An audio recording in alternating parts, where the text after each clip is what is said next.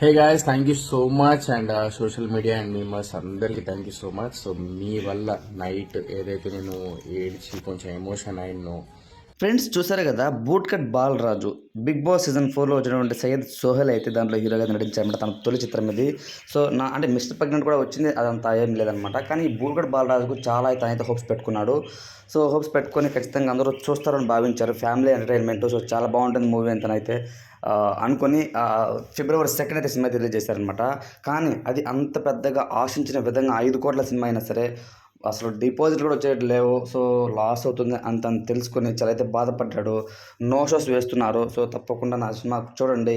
Big boss ఉన్నప్పుడు సోహెల్ అని బాగా సపోర్ట్ చేశారు. ఇప్పుడు ఏమైంది అంటూ తన మీడియా ముందుకు వచ్చి అసలు చిన్న పిల్లలాగా వెక్కి వచ్చాడు ఫ్రెండ్స్.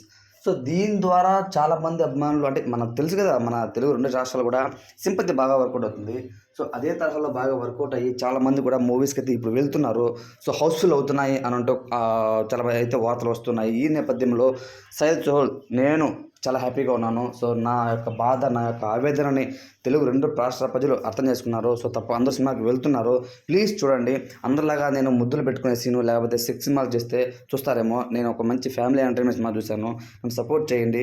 నాకు తెలియదు మీకు ఎలాంటి సినిమాలు చేయాలనో, కానీ నేనైతే అందరూ మీ ఫ్యామిలీ మొత్తం కుటుంబ సమావేశంగా చూసే సినిమాలే నేను తీస్తున్నాను తప్ప వేరే బ్యాడ్ సినిమాలు నేను తీయలేదు. తప్పకుండా చూడండి అంటూ తన ఎమోషన్ అయిన వీడియో బాగా వైరల్ అయింది. అందరూ సపోర్ట్ చేశారు వైరల్ అయినప్పటి నుండి కూడాను.